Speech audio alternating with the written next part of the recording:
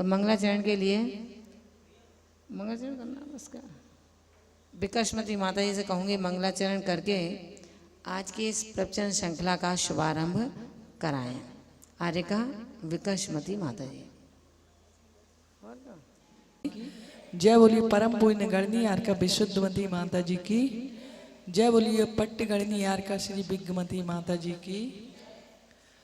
नमः श्री वर्धमानाय निर्दूत कल्लात्मने सालोकानां त्रिलोकानां यदि विद्या दर्पणायते यदि विद्या दर्पणायते। जय बोली महावीर भगवान की।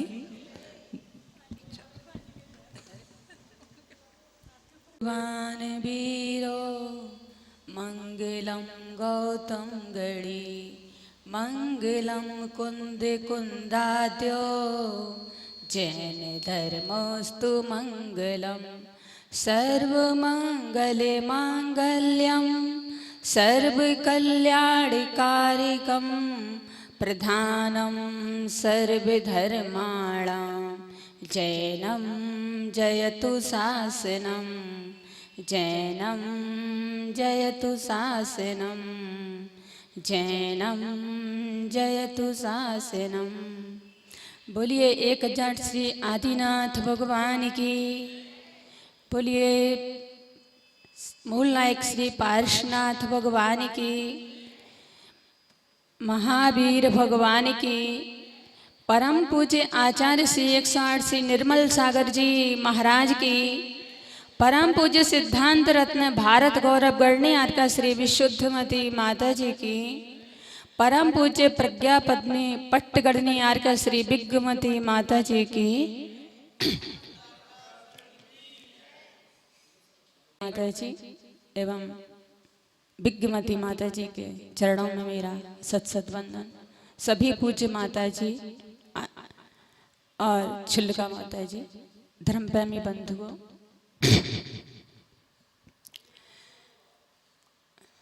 हमारे जीवन में गुरु का बहुत बड़ा महत्व हुआ करता है।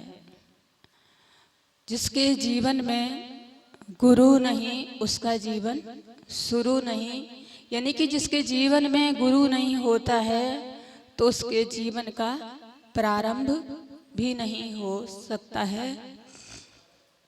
गुरु का शाब्दिक अर्थ है कि गु यानी अंधकार, रु यानी प्रकाश। जो हमें अंधकार से प्रकाश की ओर ले जाए उसे गुरु कहते हैं। जो गिरते को उठा ले उसे गुरु कहते हैं।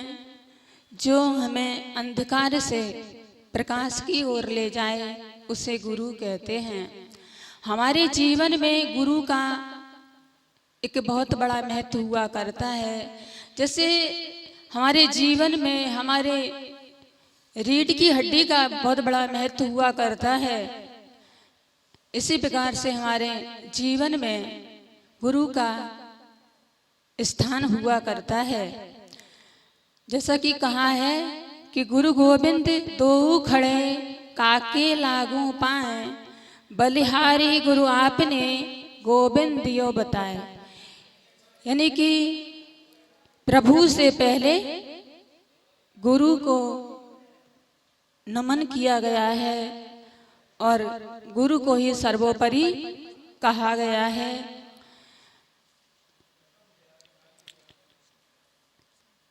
जिस प्रकार से उर्वरक भूमि होती है तो उस पर फसल भी अच्छी आती है। यदि उर्वरक भूमि नहीं हो और कैसी हो, बेढंगी हो, यानी कि उसमें उर्वरक की शक्ति नहीं हो, तो हम कितना ही अच्छा उसमें बीज बपन करें तो भी अच्छी फसल नहीं आ सकती है।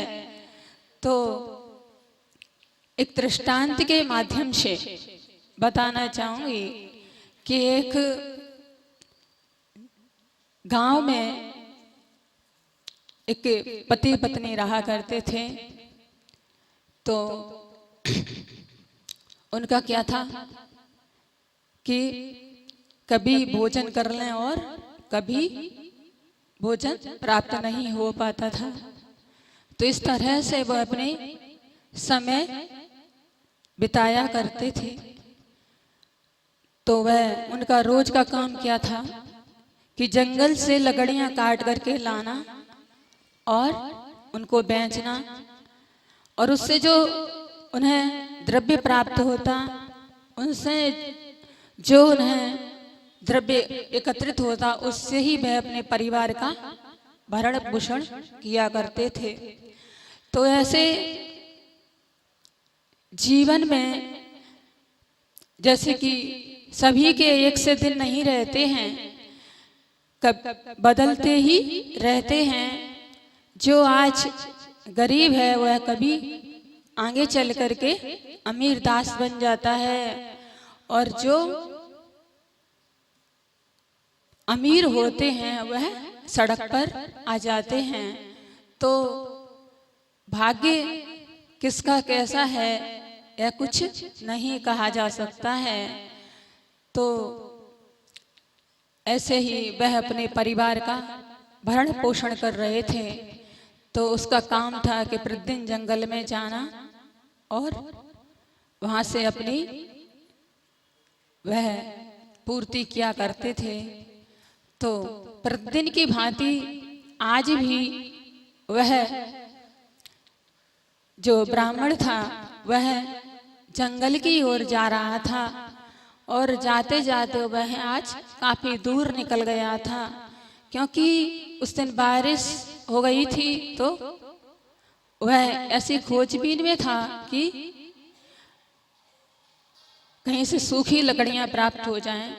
तो वह आगे बढ़ता ही जा रहा था। तो वह दूर से देखता है तो उसे एक मनुष्याकृति दिखाई देती है। वह और आगे बढ़ता है, क्योंकि मनुष्य का स्वभाव होता है कि उसे कुछ दिखाई दे तो उस मन में और जिज्ञासा बढ़ जाती है कि आखिर यह क्या है। तो उसके मन में भी जिज्ञासा बढ़ जाती है कि आखिर हमें आगे चलना चाहिए और देखना चाहिए कि यह कौन है। तो वह आगे बढ़ता ही जाता है, तो उसे और कुछ अच्छा सा दिखने लगता है। तो वह और आगे बढ़ता है, तो वह सही जगह पहुंच जाता है, और क्या देखता है कि एक मुनिराज वहां पर बैठे हुए हैं। वह देख करके मुनिराज जो थे वह अपने ध्यान में लीन थे, ध्यान अवस्था में थे।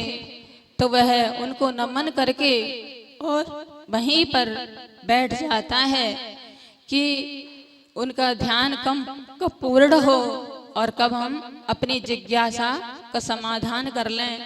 तो वह वहीं पर बैठ जाता है, और जब उनका मुनिराज का ध्यान पूर्ण होता है तो वह वहीं पर बैठा हुआ देख रहा है। और जैसे ही उनके नेत्र खोलते हैं तो वह नमोस्तु बोलता है कि गुरुदेव नमोस्तु। तो मुनिराज उससे आशीर्वाद देते हैं कि धर्म वृद्धि आशीर्वाद। तो वह कहता है कि मेरी घर में ऐसी ऐसी समस्या है, हमारे 2 टाइम का भोजन भी उपलब्ध नहीं हो पाता है। तो वह कहता है कि हमें ऐसा कोई मंत्र बता दीजिए जिससे हमारे संकट दूर हो जाएं। तो गुरुदेव जो होते हैं वह करुणामयी हुआ करते हैं। तो वह कहने लगते हैं कि सुनो, मैं तुम्हें एक मंत्र बताए देता हूँ। और वह कहते हैं कि णमो अरिहंताणम, णमो सिद्धाणम, णमो आयरियाणम, णमो उवच्छायाणम, णमो लोए सब शाहुणम। वह जब इतना बड़ा मंत्र को सुनता है तो वह कहता है कि नहीं गुरुदेव, इतना बड़ा मंत्र मुझसे याद नहीं हो सकता है, और मैं पढ़ा लिखा भी नहीं हूँ, मुझे तो कोई छोटा सा मंत्र बता दीजिए जिसको मैं याद कर लूं। तो गुरु जो होते हैं वह कैसे होते हैं? दया से अपूर्ण होते हैं और करुणा से भींगे होते हैं। तो वह जब देखते हैं उसको तो वह मन में विचार करते हैं कि यह कोई भव्य जीव है, इसका कल्याण होने वाला है, और वह उसे छोटा सा मंत्र बताते हैं। वह कहते हैं कि मैं तुम्हें छोटा सा मंत्र बता देता हूँ, तुम सिर्फ इतना ही याद कर लो कि नमो अरिहंताणम। तो वह मन में उसको गुनगुनाता है, दोहराता है और खुश हो जाता है। कहता है कि मुझे मंत्र याद हो गया। और वह रोज तो वह सीधी लकड़ियां ला करके और बाजार में बेच करके सीधा घर आ जाता था। आज उसने गुरुदेव के दर्शन किए थे, अपनी शंका का समाधान किया था, इसलिए आज उसे काफी देर हो जाती है, घर आते आते रात हो जाती है। तो वह उस मंत्र को पढ़ता रहता था, क्योंकि गुरुदेव ने कहा था कि यह मंत्र जो है वह कैसा है, महिमाशाली है, और इस मंत्र को उठते बैठते चलते फिरते हर समय पढ़ते रहना चाहिए। तो वह मंत्र को पढ़ रहा था बार बार, वह उसे खुशी भी थी और मन में यह भी था कि मंत्र कहीं भूल नहीं जाऊं। तो वह अपने घर के दरवाजे पर आता है और दरवाजा खटखटाता है। तो उसकी पत्नी आती, दरवाजा खटखटाता है और उसकी पत्नी दरवाजा खोलती है। और रोज तो वह कुछ ना कुछ लेकर के आता था, लेकिन आज उसे देर हो गई तो उसे खाली हाथ आना पड़ा। तो उसकी पत्नी पूछती है कि कुछ लाए भी हो या खाली हाथ ही आ गए? तो वह क्या कहता है, नमो अरिहंताणम। उसकी पत्नी कहती है कि बैठ जाओ, आराम कर लो। बैठ जाते हैं। जो नारी हुआ करती है तो उसके अंदर भी एक गुण हुआ करता है कि वह घर की जो वस्तुएं होती हैं तो वह खत्म होने से पहले उसको बचा करके रखती हैं। ये महिलाओं का गुण हुआ करता है। यदि वह वस्तुओं को बचा के न रखें और यदि घर में कोई अतिथि आ जाए तो फिर पड़ोस में या कहीं पर भी मांगने जाना पड़ेगा। और यदि घर में कुछ वस्तु पहले से रखी हुई है तो उससे ही वह समय आने पर उसको उपयोग में ले लेती हैं। तो जैसे कि नारी होती है, वह थोड़ी सी घर में वस्तु बचती है, चीनी यानी कि थोड़ी सी रखी है तो वह 4 दिन पहले से कहना शुरू कर देंगी कि चीनी खत्म हो गई, कि बाजार जाओ तो चीनी ले आना, ये तो चाय फीकी मिलेगी। तो इस तरह से वह घर की हर वस्तु को थोड़ा थोड़ा बचा करके रखती है। तो उसकी जो पत्नी थी वह भी काफी समझदार थी और वह भी घर में अपने सामान को यानी कि बचा करके रखती थी। तो आज उसने क्या किया कि उसके जो बचा हुआ सामान था उससे ही उसने भोजन तैयार किया और उसने कहा कि भोजन तैयार है, आप हाथ पैर धो करके आ जाइए। तो वह ब्राह्मण हाथ पैर धो करके व्यवस्थित बैठ जाता है।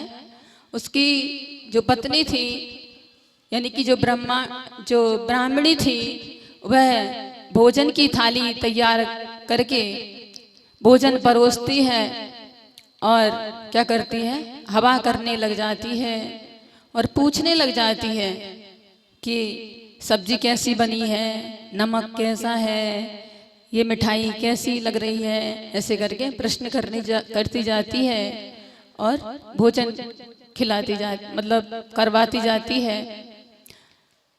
और वह पूछती है तो क्या एक ही उत्तर मिलता है, णमो अर्हंताणम। वह सुनते सुनते उसे काफी देर हो जाती है, तो बार बार एक ही उत्तर जब उसे मिलता है तो क्या होता है, उसको क्रोध आ जाता है, यानी कि गुस्सा आ जाता है।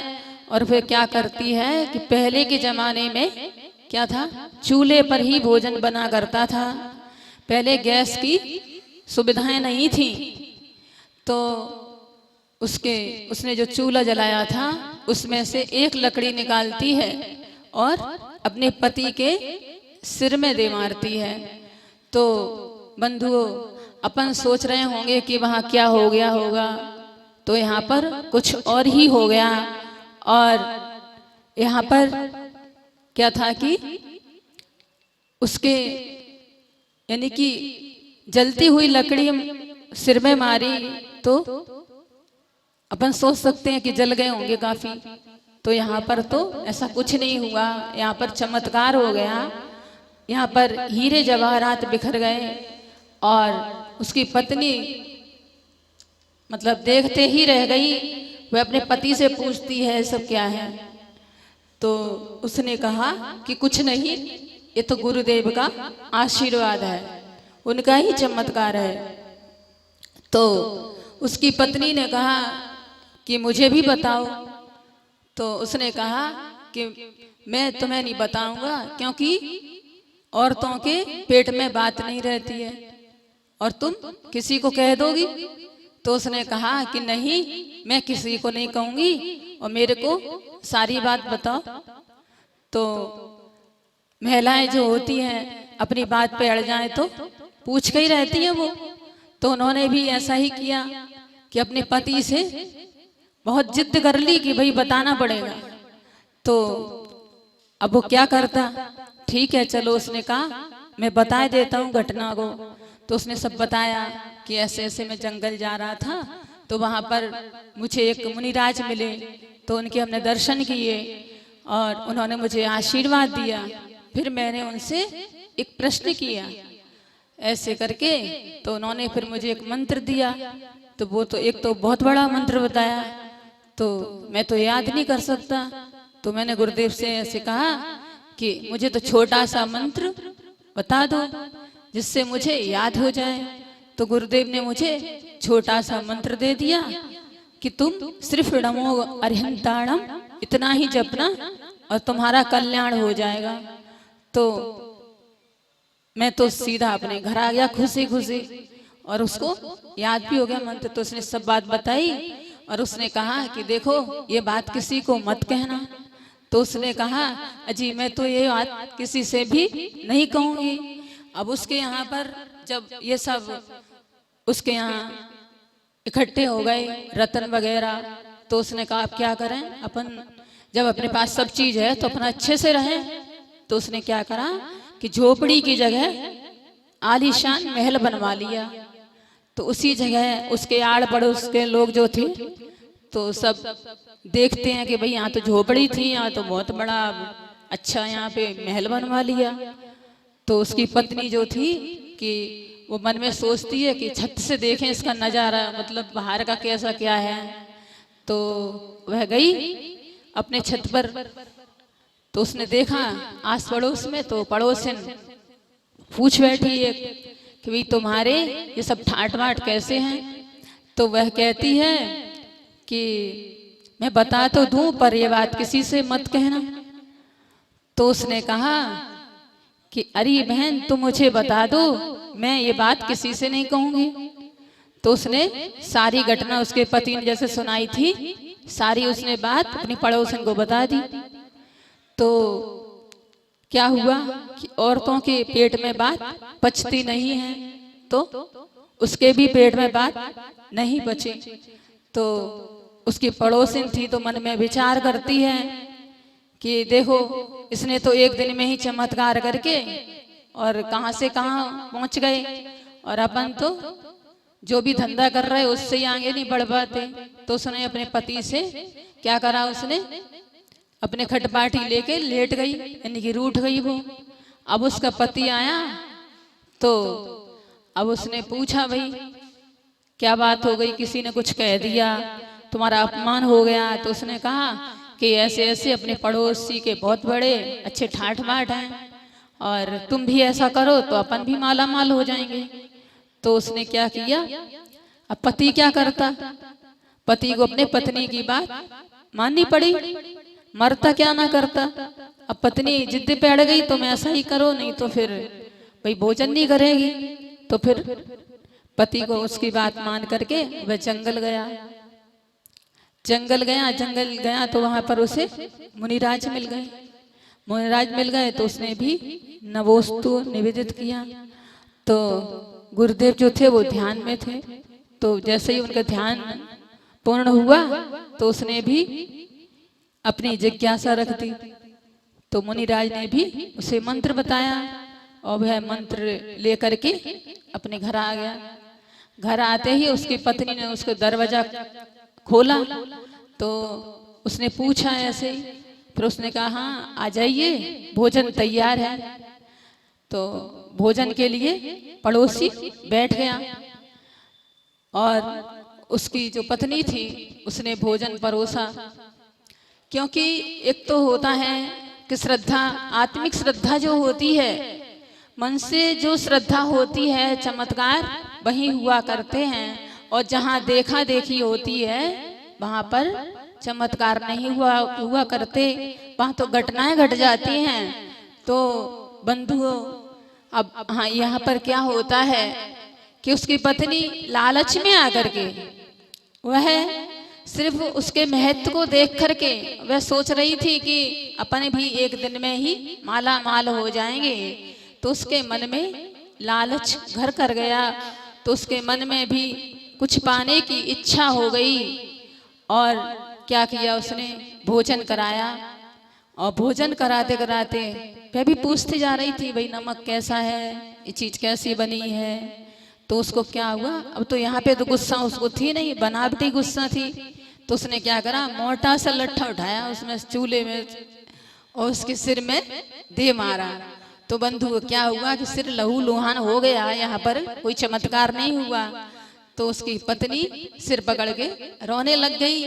तो यहाँ कहने का तात्पर्य मात्र इतना ही है कि अपने आत्मिक श्रद्धा से, अपने विवेक से और अपने समझ से अपने धर्म को हम धारण करें, उसको समझकर उसको अपने जीवन में उतारें।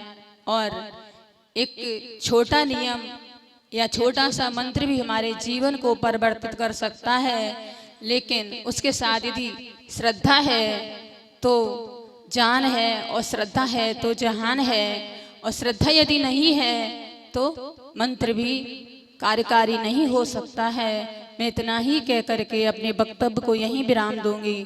बोलिए महावीर भगवान की। परम पूज्य भारत गौरव गणनीय श्री विशुद्धमती माता जी की, परम पूज्य प्रज्ञापत्नी गणनीय श्री विज्ञमती माता जी की।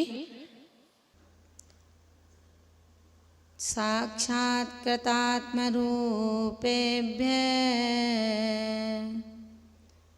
सिद्धेभ्यो सर्वदा नमः, सिद्धेभ्यो सर्वदा नमः। जो है मोक्ष मार्ग के नेता, अनुरागादि विजेता है।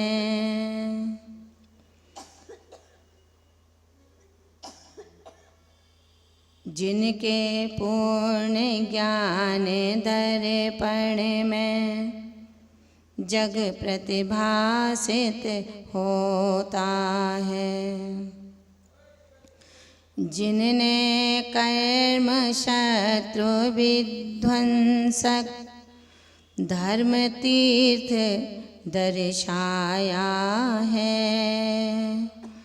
ऋषभादि ऐसे जिनेश को शत शत शीश झुकाया है। ऐसे श्री ऋषभादि प्रभु को शत शत शीश झुकाया है। हे द्वादशांगे शुभ वाणी दात्री, हे शारदे माँ तुमको नमस्ते। सिद्धायतन की हे पुण्य प्रदात्री, सरस्वती माँ तुमको नमस्ते। हे ज्ञानशीला दुर्नय की हंत्री, हे भारती माँ तुमको नमस्ते। श्रुत पारगामी आगम प्रमाणी, करो नंदनी को वरोवर समस्ते। हे भारती माँ तुमको नमस्ते। जो कर्म चक्र विदारिने 10 धर्म शस्त्र समारती, वैराग्य को नित ही बढ़ाने, भावना मन धारती। जो है शांत परम हितैषी, सरलता सर्वांग में, वे वंदनीय विशुद्ध मति माँ, लिप्त नहीं पर संग में। वे वंदनीय विशुद्ध मति माँ, लिप्त नहीं पर संग में। जोलिए आदि ब्रह्मा तीर्थंकर आदिनाथ भगवान की, चैतन्य चिंतामणि तीर्थंकर श्री पार्श्वनाथ भगवान की, शासन नायक तीर्थंकर श्री महावीर स्वामी की, परम पूज्य गुरुदेव आचार्य श्री निर्मल सागर जी महाराज की, परम पूज्य सिद्धांत रत्न भारत गौरव गणनी आर्यका श्री विशुद्धमती माता जी की, द्वादशांगमय जिनवाणी माता की, श्रीमद् जैन धर्म की जय।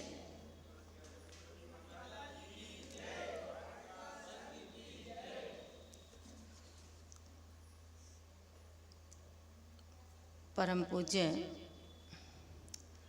मार्गदृष्टा शिक्षा दीक्षा प्रदात्री गणनीय आर्यका श्री विशुद्धमती माता जी के श्री चरणों में वंदनामि निवेदित करती हूँ। मंचासीन स्नेही आर्यका वृंद, चुल्लिका वृंद, त्यागी वृंद, उपस्थित धर्म स्नेही भव्यात्माओं, प्यास जब जोरों से लगती है उस समय कुछ दिखाई नहीं देता है। परमात्मा की प्यास जागृत होने के उपरांत व्यक्ति धन की नहीं धर्म की तलाश करता है। आज का मौसम बहुत अच्छा है। इस मौसम में तो बच्चों की छुट्टी हो जाती है, रेनी डे है, लेकिन यहाँ तो क्लास लगी है। बहुत अच्छा प्रसंग है। हम उस भाद्रपद मास से गुजर रहे हैं जहाँ पर वैराग्य को बढ़ाने के निमित्त हमें मिले हैं। धर्म का उपादान प्राणों से आत्म प्रदेश में कैसे 16 कारण भावना से इस पर्व का शुभारंभ हुआ, इस मास का शुभारंभ हुआ। 16 कारण भावनाएं, 12 भावनाएं, पंच व्रतों में स्थिरता हेतु प्रत्येक व्रत की 5-5 भावनाएं। भावना का मतलब जो पुनः पुनः चिंतन में आती हैं, जिनका चिंतन पुनः पुनः जो आत्मा करता है, वो निश्चित रूप से वो भावनाएं एक माँ के उत्तरदायित्व को पूरा करती हैं। सेमिनार के समय भी शायद बताया गया था कि वो अनपेक्षाएं, वो भावनाएं वैराग्य के परिणामों को कैसे वृद्धिंगत करती हैं। आज हम सबके बीच में भाद्रपद मास अपनी भद्रता को लेकर के आया है। जो भद्र नहीं है, अभद्र हैं, वो भी इस मास में आकर के भद्र बन जाते हैं। जो मंदिर नहीं जाते, लेकिन उनको भी पता है कि मेरी बैटरी चार्ज करने का यदि कोई अवसर आएगा तो भाद्रपद आएगा। 10 दिन की चार्ज में 365 दिन की शक्ति हमें प्राप्त होगी। मान भावो, ज्ञानी आत्मा केवल 10 दिन की बात नहीं करता। ज्ञानी आत्मा पुनः पुनः धर्म की इस चिंतित शक्ति का उपयोग अपनी चित्त शक्ति से करता है। आज का जो ये पावन अवसर हम सबके बीच में है, चूंकि श्रावक आ रहे हैं, आएंगे, उनको लगा था कि शायद पाठशाला की छुट्टी हो जाएगी, क्योंकि रात्रि से और सुबह तक यदि पानी पड़ता रहे तो उस दिन बच्चों की छुट्टी हो जाया करती है। लेकिन हे मोक्ष मार्गी, हम उस पानी से भीग रहे हैं जो पानी आकाश से नहीं, हृदय आकाश से वाणी के रूप में बरस रहा है। उस तीर्थंकर की वाणी के जल से अपने आत्म प्रदेशों को सिंचित करेंगे, जो आत्म प्रदेश परम शुष्का को प्राप्त हो चुके हैं। हमारा आत्म खेत बंजर खेत में परिवर्तित हो गया है, और बंजर खेत में यदि एक दाना डाला जाए तो फसल देगा क्या? अनिल भैया, देगा क्या? नहीं देगा। बंजर वसुधा में वपन किया गया एक बीज क्या, सैकड़ों बीज भी डाल दिए जाएं तो वो हमें फसल की देने की पात्रता, योग्यता नहीं रखते हैं। हे मेरे आत्मदेव, मेरा आत्म प्रदेश जो आधुनिकता के परिवेश में बंजर बन चुका है, इस बंजर प्रदेश को मैं किस खंजर से उर्वरा बना पाऊं? जब तक उसको उर्वरा नहीं बनाया जाएगा, दानों को डालने से फसल की प्राप्ति नहीं होगी। आध्यात्म जगत के देवता हमें संबोधित कर रहे हैं कि हे चित्त प्रसादी, तू कब तक अपने चित्त में रंजायमान रहेगा? ये बरसात, ये झंझावात, ये तूफान, ये चक्रवाती लहरें सुनामी की तरह हमें पीड़ित करती रहेंगी। कोरोना ने सबको हिलाया था, लेकिन जो धर्म की धुरी से चिपका था, उसका ना चक्रवाती लहरें कुछ बिगाड़ पाई, न सुनामी उसे बहा पाया, और न कोरोना ने उसे छू पाया। सत्यांशों को हम पकड़ेंगे तो समझ में आएगा कि ये धर्म की धुरी मेरे आध्यात्म जगत को प्रकाशित करती है आगम के परिप्रेक्ष्य में। आज उसी आगम को जिन्होंने गुरु के सानिध्य में तीर्थंकरों पदिष्ट आगम की परंपरा को समझने का पुरुषार्थ किया है समीचीन श्रद्धा के माध्यम से।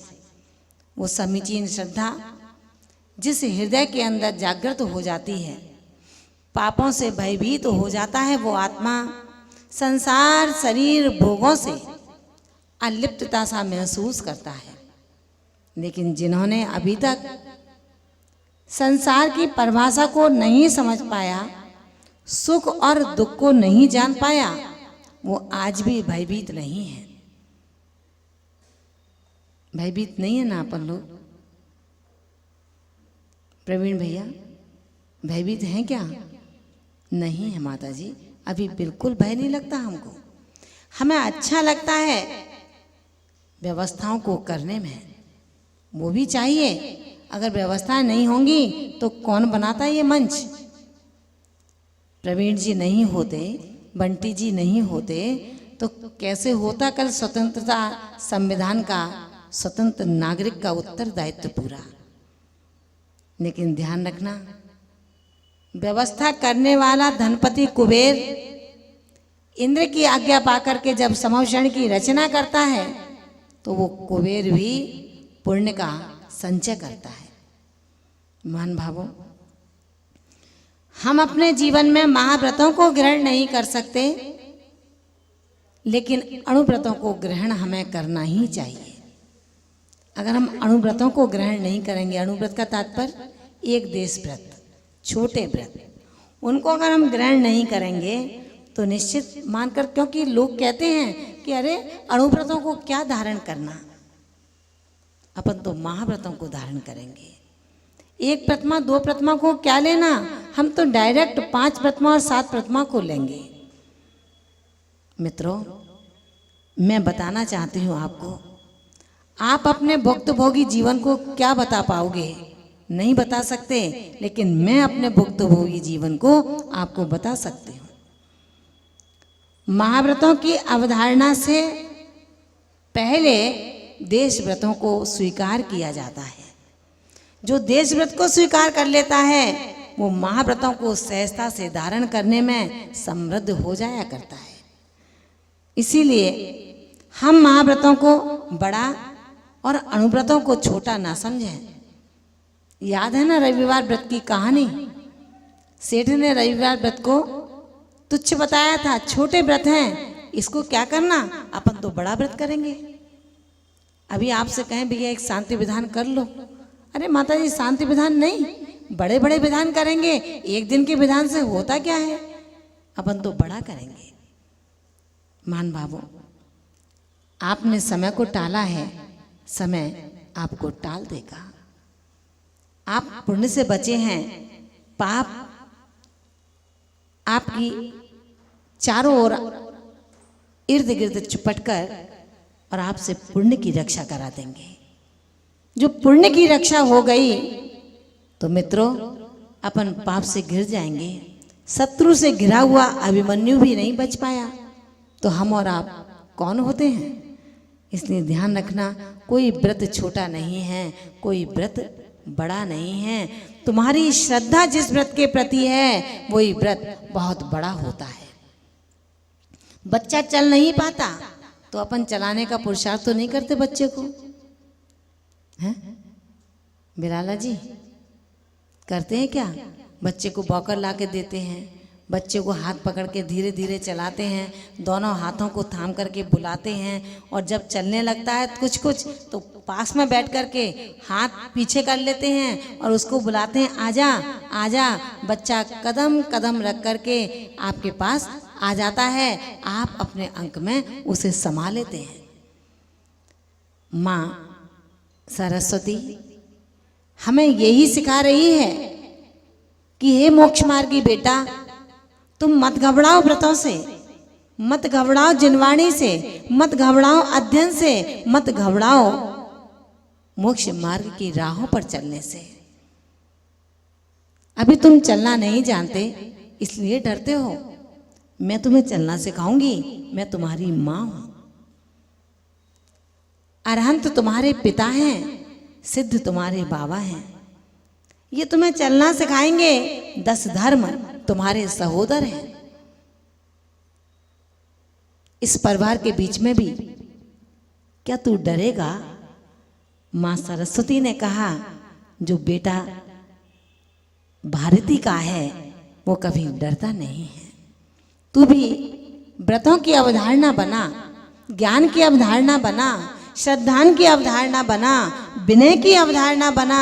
जब तेरे अंदर व्रत का श्रद्धान होगा व्रत के प्रति विनय का भाव होगा, तू शील से संपन्न होगा, तो तू एक दिन अवीक्ष्ण ज्ञानोपयोगी बन करके मोक्ष मार्गी बन जाएगा।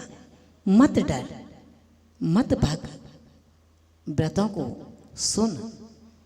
क्योंकि माँ जिनवाणी ने कहा कि बेटा जो चलना नहीं जानता था, माता पिता ने प्यार से दुलार से गिरते हुए उसको संभाला और चलना सिखा दिया।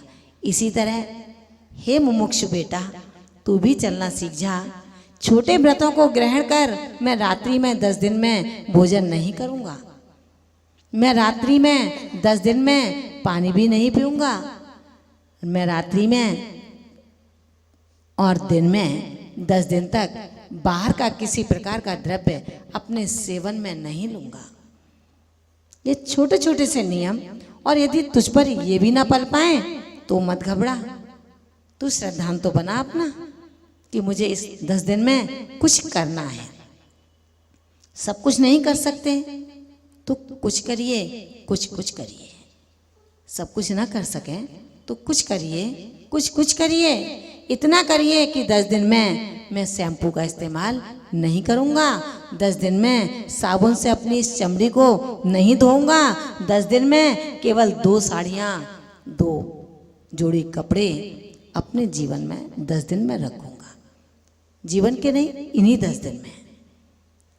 इतना जब तुम कर लोगे तो माँ जिनवाणी कहती है कि बेटा वो बच्चा घोंटू घोंटू चलता है, एक दिन दौड़ने लगता है। इसी तरह तू भी विवेक की आंख खोलकर आचरण के मार्ग को अपना ले। घुटवन घुटवन चलते चलते पांव बड़े हो जाते हैं।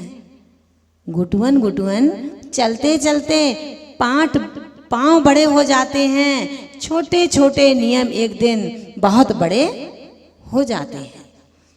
इसलिए अपने आप को धर्म में बनाने के लिए, भौतिक विचारधारा को परिवर्तित करने के लिए हमें आध्यात्मिक विचारधारा में आना पड़ेगा। आगम के अंतर्गत हमारे पूर्वाचार्यों ने हमें जो दिया है, 12 भावनाएं हम पढ़ते हैं, सभी पढ़ते हैं ना 12 भावनाएं, है ना? कितने अच्छे हैं आप लोग। 16 कारण भावनाएं करते हैं ना माता जी पूजा। इस पूजा के बिना तो हम मंदिर से घर वापस भी नहीं जाते हैं। 16 कारण की पूजा करते हैं। 16 कारण की पूजा करने के लिए आचार्य भगवंतों ने कहा है कि हे भव्यों, 16 कारण की पूजा करना मायने नहीं रखती, लेकिन 16 कारण हैं क्या? कौन से वो 16 कारण ऐसे हैं जो मुझे भौतिक जगत से आध्यात्मिक जगत की ओर ले जाते हैं? क्या है वो 16 कारण? कौन से हैं वो 16 हेतु जिनके निमित्त से मैं 16 ताव को पाकर के शुद्ध स्वर्णिम आत्मा को प्राप्त कर लेता हूँ? आचार्य भगवंत कहते हैं, सम्यक दृष्टि आत्मा जिसका श्रद्धान परमार्जित हो चुका है, ऐसा आत्मा सबसे पहले 4 गुणों को स्थापना अपने सद्व्यवहार में करे। कौन कौन सी? बहुत बार बता चुके हैं, अब तो यहाँ पर धारणा बनाना अब आपका काम है। मैत्री, प्रमोद, कारुण्य और माध्यस्थ। आचार्य उमा स्वामी महाराज ने भी कहा है, जो अपने 73 सूत्र में निश्चित रूप से हमें 7वें दिन बताने का पुरुषार्थ करेंगे। हमारे लिए बहुत प्रसन्नता की बात है कि आचार्य उमा स्वामी महाराज खुद चल कर के आपके इस सभागार में उपस्थित होंगे। दैयाक ब्राह्मण जो जिज्ञासु भव्यात्मा उनका शिष्य होगा, वो उनके पास अध्ययन करने आएगा। हम सब लोग तो गुरु और शिष्य की वार्ता को सिर्फ सुनेंगे कि आखिर ये शिष्य और गुरु क्या जिज्ञासा शिष्य के द्वारा गुरु के प्रति रखी जाती है और गुरु उसका समाधान किस प्रकार करते हैं। मान भावों, हम उस पल को भी अपने 2 नेत्रों से निहारेंगे, लेकिन वो नेत्र हमारे प्रज्ञा के होंगे। वो नेत्र हमारे दिव्य होंगे। जो दिव्य नेत्रधारी होगा उनको गुरु शिष्य का प्रतिबिंब झलकता हुआ दिखाई देगा, और जो केवल चमड़े के चक्षु से बैठे होंगे उनको हम और आप दिखाई दे रहे होंगे। ऐसे आचार्य ओकमा स्वामी भगवंत ने तत्वा सूत्र के ग्रंथ के अंतर्गत सूत्र लिपिबद्ध किया कि जो कारुण्य, मैत्री, प्रमोद, कारुण और मध्यस्थ भावों के परिणामों से नित्य नूतन अपने परिणामों को जन्म देता है, ऐसा आत्मा इन चार भावनाओं से संसार शरीर के स्वरूप का चिंतन करके वैराग्य की आदि की भावनाओं को ग्रहण करता है, बार बार चिंतन करता है, बार बार मनन करता है, बार बार स्मरण करता है। बार बार स्मरण से, चिंतन से और मनन से भावों की शुद्धि होती है, परिणाम विशुद्धता की ओर बढ़ते चले जाते हैं। मिथ्यात्व का अभाव होता है, व्रतों में दृढ़ता आती है, परिणाम विशुद्ध होते हैं। अशुभ ध्यान का अभाव होकर के शुभ ध्यान की वृद्धि होती है और संसार शरीर भोगों से वैराग्य हो जाता है। प्रश्न उठता है, कैसी हैं वो 16 भावनाएं? कौन सी हैं वो 16 भावनाएं? इन 16 भावनाओं को करने से क्या मिलता है फल, और 16 भावनाओं को न करने से क्या मिलता है कुफल? मान भावों, चूंकि सभी को पता है 16 कारण भावनाएं कौन कौन सी हैं।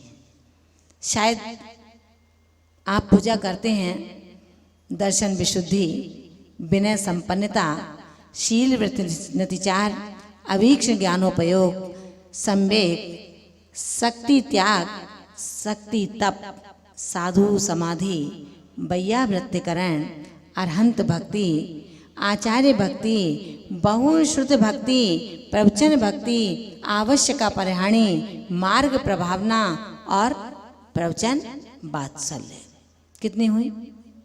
किस किसने गिनी थी? किस किसने गिनी थी?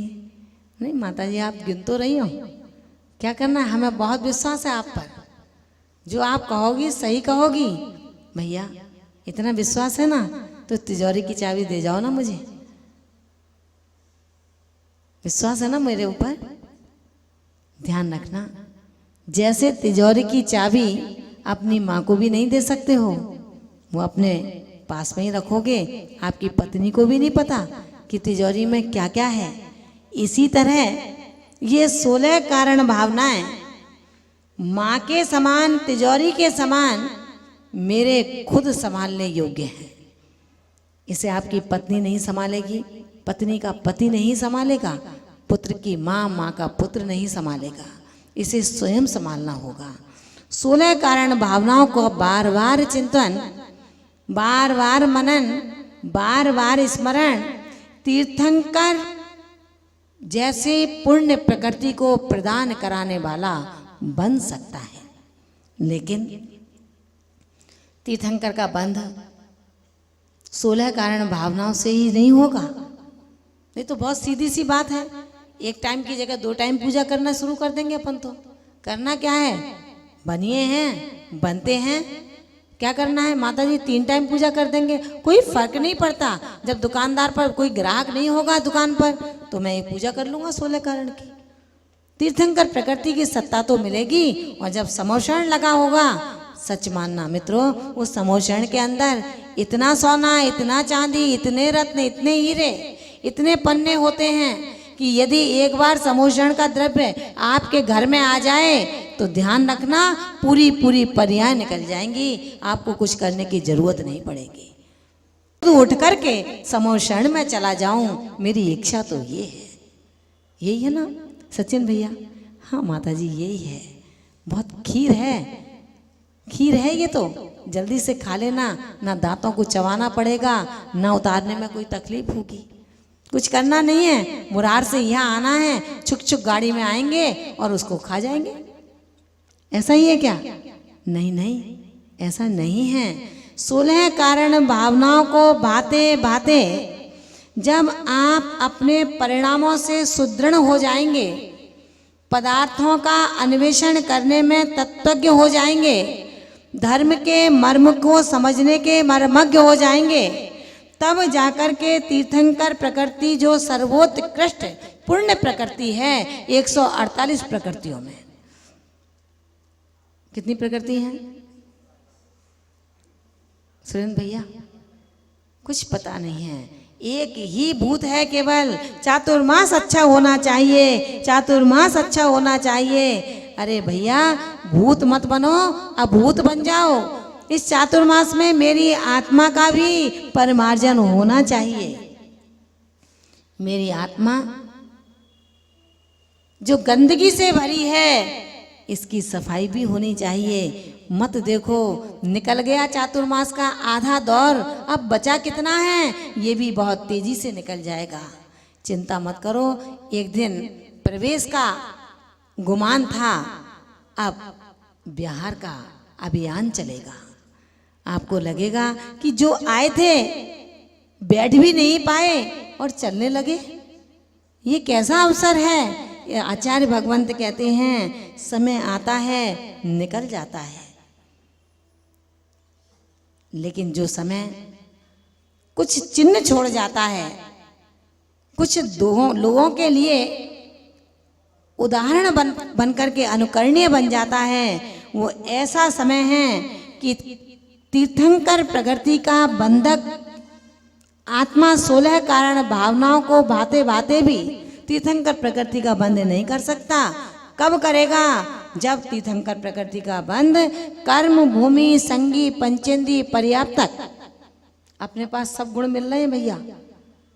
देख लेना, कर्म भूमि में बैठे हैं अनिल भैया, कर्म भूमि में बैठे हैं, संगी हैं, मन तो है ना अपने, है ना मन, संगी पंचेंद्री, इंद्री कितनी है अपने पास, कितनी इंद्री है? 5 इंद्रिय हैं। संगी हैं, पंचेंद्री हैं, पर्याप्तक, पर्याप्ति पूरी हो चुकी है अपनी, पर्याप्तक हैं, कर्म भूमिज हैं। और कौन है अपन? जानवर हैं क्या? मनुष्य ना अपन? प्रवीण जी कौन है अपन? जानवर मनुष्य? प्रवीण जी नहीं बोलेंगे, नहीं बोलेंगे। इनको पता है क्वालिटी क्या है। जानवर कौन हो सकता है? मनुष्य में कोई जानवर होता है क्या? होता है क्या भैया? कौन होता है? जानवर कौन होता है? मनुष्य भी है और जानवर भी है। क्यों? जिसके खाने का ध्यान नहीं है, जिसके पीने का ध्यान नहीं है, जिसको भक्ष्य अभक्ष्य का ध्यान नहीं है, वो अपने आप को है तो मनुष्य, मनुष्य है वो, कर्म भूमिज है, संगी है, पंचेंद्री है, पर्याप्तक है, मनुष्य है। ऐसा जो मनुष्य है वो केवली श्रुत केवली के पाद मूल में बैठ करके जब 16 कारण भावनाओं का बार बार चिंतन करेगा तो ध्यान रखना तीर्थंकर प्रकृति का बंध भी कर सकता है। लेकिन अपन करेंगे क्या?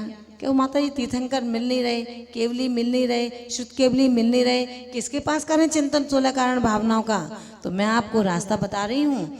जब तीर्थंकर केवली शुद्ध केवली आपके बीच में नहीं है, आपकी पॉकेट के अंदर ताकत नहीं है कि मैं हीरे को खरीद पाऊं, तो जरकिन खरीदते तो नहीं हो पंकज भैया? जरकिन की अंगूठी नहीं बनवाते क्या? हीरा असली नहीं खरीद सकते तो भैया सब्स्टिट्यूट दे दो, अंगूठी तो पहननी है। किसी ज्योतिष ने बता दिया कि नीलम पहनना है, शनि आपका बहुत खराब है। नीलम बहुत महंगा आता है। जो नीलम बिल्कुल शुद्ध नहीं है उसकी भी अगर 5 रत्ती का नीलम लेते हो तो कम से कम 80,000, 90,000, 1 लाख का वो 5 रत्ती का नीलम, वो भी शुद्ध नहीं है, प्योर नहीं है, वो मिलेगा। तो अपन लेंगे नहीं लेंगे उसको, फिर भी कहेंगे सब्सिट्यूट दे दो भैया, 2-4 8,000 का हो तो कहोगे ना? बोलो ना महेश भैया, कहोगे ना? तो सब्सिट्यूट तो बैठा है ना आपके पास में, केवली शुद्ध केवली तीर्थंकर नहीं मिलेंगे, उनका सब्स्टिट्यूट तो है ना, जो मुनि हैं, जो आर्यिकाएं हैं, वो उसका ही मार्ग है, उसका ही अंश है। तीर्थंकर नहीं मिलेंगे तो कोई बात नहीं, ये पंचम काल है। इस गर्भ काल में अगर हम मोक्ष मार्गियों के चरणों में बैठ करके परिणामों की विशुद्धि से इन भावनाओं का चिंतन कर लेंगे तो आने वाला जो काल है, नवीन पर्याय जो हमें मिलेगी, वो हमें केवली, शुद्ध केवली और तीर्थंकर से मिला देगी। लेकिन यहाँ पर हम कहें कि नहीं भैया, हम तो पहनेंगे तो हीरा ही पहनेंगे, नहीं नीलम असली ही लेंगे, हम नकली नीलम नहीं पहनेंगे, तो ध्यान रखना शनि का दोष कभी शांत हो नहीं सकता। शनि में आप पहनना चाहें हीरा तो काम नहीं चलेगा, भोजन में जीरा पड़ेगा, भोजन में हीरा डालोगे तो काम नहीं चलेगा। इसी तरह से आपके इस समय पंचम काल में जो भी उपादेय है, जो भी अपने पास में है, उसको ही तीर्थंकर मानो। उस किसकी तरह, किसने माना था गुरु? मिट्टी का गुरु बना दिया था, मालूम है ना? कौन था वो? कौन था वो? है याद है ना नाम? मिट्टी के गुरु से अर्जुन जैसा धनुर्धारी बन गया। जब श्रद्धा होती है तो उड़ानों में जान होती है। इसी तरह से आपकी श्रद्धा होगी तो उस दिगंबरत्व में भी आपको तीर्थंकरत्व के दर्शन हो जाएंगे। अगर आपको श्रद्धा होगी तो उस पाषाण की प्रतिमा में भी साक्षात बैठे हुए समोशरण में तीर्थंकर के दर्शन होंगे। लेकिन मेरे श्रद्धान में दम होनी चाहिए। महान भावों, इसी तरह से हम अपने चिंतन को शुद्ध बनाने की कोशिश करें। दर्शन विशुद्धि के बिना 15 भावनाएं कोई मूल्य नहीं रखती हैं। दर्शन विशुद्धि अकेली ही अपने आप में सामर्थ्यवान है। अगर दर्शन विशुद्धि आपने कर ली तो तीर्थंकर प्रकृति के बंध की योग्यता आप प्राप्त कर सकते हैं। और दर्शन विशुद्धि अगर नहीं करी है तो आप तीर्थंकर प्रकृति के बंध की योग्यता कभी प्राप्त नहीं कर सकते हैं। इसलिए पूर्व जन्म में तीर्थंकर प्रकृति के बंधक के पंच कल्याणक की महिमा संभव है। लेकिन जिन्होंने विदेह क्षेत्र में जन्म लेने के बाद अगर तीर्थंकर प्रकृति का बंध किया है तो उनके 3 कल्याणकों के साथ में केवल ज्ञान की प्राप्ति बन सकती है। कोई श्रावक इन 16 कारण भावनाओं को बहाता हुआ निरंतर अपने अंदर वैराग्य की अग्नि को प्रज्वलित करता है, भावों को प्रज्वलित करता है, तो निश्चित रूप से हम अपने आप में अहो महाभाग्यवान कहलाते हैं। चिंतन करना हमारा कर्तव्य है। परिणामों की विशुद्धि स्वयमेव होती चली जाती है। आज समय की परिधि को देखते हुए, क्योंकि पहला दिन है, सब इस संकल्प विकल्प में रहे कि प्रवचन होगा या नहीं होगा, क्योंकि कल भी सायकाल बहुत महिलाएं आईं और वापस लौट गईं पिघलता पवन सुनने के लिए। निश्चित रूप से महान बाबू, हमने ये विचार इसलिए रखे थे कि दोनों ही सत्र में एक अच्छा धर्म ध्यान हम सबका चलेगा। लेकिन कुछ लोगों ने अपनी बात रखी है कि सुबह ही इस पिघलता पवन विषय को रखा जाए। इसलिए रखी है कि जिसकी दुकान पर जो चीज़ नहीं होती है और वो जो चीज़ होती है उसको बहुत अच्छा बताता है कि उससे अच्छी ये कंपनी हमारे पास में है, ये उससे अच्छी कंपनी का माल है, आप इसको इस्तेमाल करना। सेम वही चीज़ है, केवल टैग अलग अलग है। तो मुझे रात में चिंतन चला मेरा, बंटी भैया ने कहा, और बंटी भैया तो नेता हैं, नेता से कम नहीं है, घूमते रहते हैं। कोई भी फालतू नहीं बैठ सकता, कोई भी काम ऐसा नहीं कर सकता, वो कुछ भी करें उनको सब मान्य है। तो मुझसे बोले माता जी सब लोगों ने कहा 20% लोग, आज कितने 20 लोग मिले थे मुझे। पिघलता पवन माता जी आप सुबह ही लगाइए, ये करिए वो करिए, 2 लोगों के नाम भी मुझे बताए थे। तो मैंने सोचा कि अब क्या करना चाहिए। पिघलता पवन पिघल रहा है, कब करें उसको, क्योंकि सायकाल करने में वो आ नहीं सकते। लेकिन मेरा अंदाज ये है कि जब अपने अंदर किसी चीज को पकड़ने की, लेने की लौ होती है, तो दुकान किसको कहते हैं, मकान किसको कहते हैं, भोजन किसको कहते हैं, पीड़ा किसको कहते हैं, ये वो नहीं जानता है। अगर आपके अंदर ये लौ होगी तो सायकाल 6:30 बजे सूर्यास्त हो जाता है। भोजन तो सूर्यास्त के पहले कर लेना चाहिए। आप जैन हो, आपकी रसोई 6 बजे ही बंद हो जानी चाहिए। 2 घड़ी से भी मान के चलेंगे तो आपको बंद करना पड़ेगा रसोई। लेकिन फिर भी नहीं हो तो 6:15 पर भी आओगे, 6:20 पर भी आओगे, 6:30 पर भी आओगे, तो आप दिन में नहीं रात्रि में आओगे। अगर टल गया तो टल ही जाएगा, फिर कल पर नहीं जाएगा। क्योंकि 16 कारण का विषय अपना बहुत मस्त है, इसको सुनना हमें बहुत ज़रूरी है। आज कोई भी नहीं थे, हमने अपने संघ की माता जी से कहा आप लोग सुनोगी? बोले हाँ हम सुनेंगे। हमने आप सुनना, हम सुनाएंगे। कोई नहीं होगा क्योंकि बरसात तेज थी, लेकिन धीरे धीरे धीरे धीरे आए आप लोग। बहुत अच्छा लगा और मुझे भी अच्छा लगा, क्योंकि मुझे क्वालिटी पर बहुत ध्यान देती हूँ, क्वांटिटी पर ध्यान कम देती हूँ। इसलिए आपने सुना, आप भी चिंतन करना अपने दुकान पर बैठ कर के उन 12 भावनाओं का चिंतन करोगे तो 16 कारण भावनाओं का चिंतन इस सभागार में सहजता से हो जाएगा। लाइनें याद है ना आपको? मेरे साथ उन लाइनों को गुनगुनाना। केवल 4 लाइनें बोलूँगी, ज़्यादा नहीं, जो आपको आती हैं। प्रतिदिन हम अपने स्वाध्याय में बोलते हैं इन लाइनों को। तीते सम सुख जागे, जी में ज्वलन पवन के लागे, जब ही जिए आत्म जाने, तब ही जिए शिव सुख ठाने। पूरी भावना नहीं बुलवा रही हूँ, केवल इन 4 लाइनों को आप अपने धारणा में उतारना, क्योंकि वो मुनि बहुत बड़भागी हैं जो महाव्रतों को पालन करते हैं। वो मोक्ष मार्गी बहुत महान हैं जो महान व्रतों को ग्रहण करते हैं। संसार शरीर से वो वैरागी होते हैं। वे वैराग्य को उत्पन्न करने के लिए, नूतन वैराग्य से परिचित होने के लिए 12 भावनाओं का नित्य चिंतन करते हैं।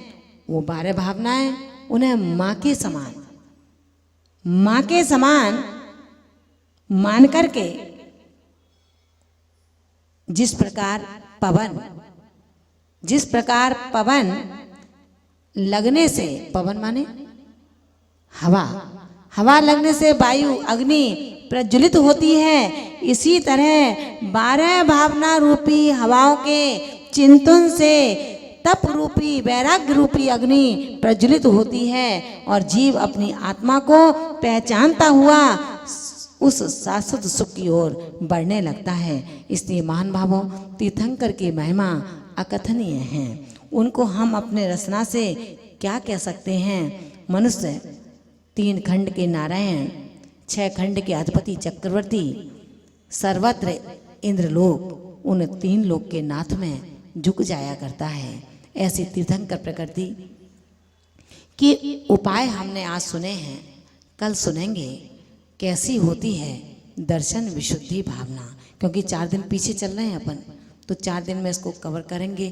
कल सुनेंगे दर्शन विशुद्धि भावना कैसी होती है और दर्शन विशुद्धि के साथ साथ कैसे हो जाता है वो आत्मा विनय संपन्न। इन दोनों भावनाओं को कल सुनेंगे। बहुत ही शांतिपूर्वक आपने इस मौसम में आकर के यहाँ पर इन भावनाओं को सुनने का प्रयास किया है। कोई शेर शायरी नहीं है, कोई नाना नानी की, राजा रानी की कहानी नहीं है। फिर भी धैर्यता से बैठे रहे।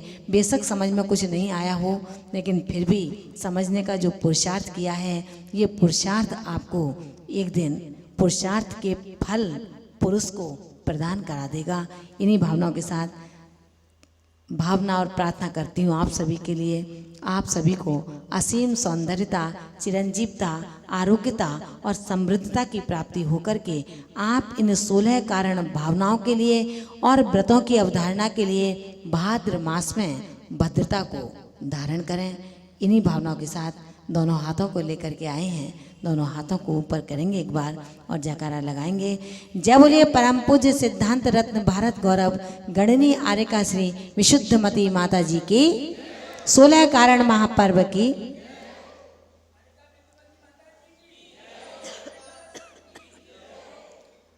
एक नियम दे दें सबको, सबके लिए नियम रहे। ज्ञान ते सूझे लोकालोक। 9 बार नमोकार मंत्र। आइए आपस में करेंगे। जय जिने निष्प्रय वृत्ति करुणा विज्ञमति चरण कमलेभ्यो जलादि अर्घ्यम निर्वामी।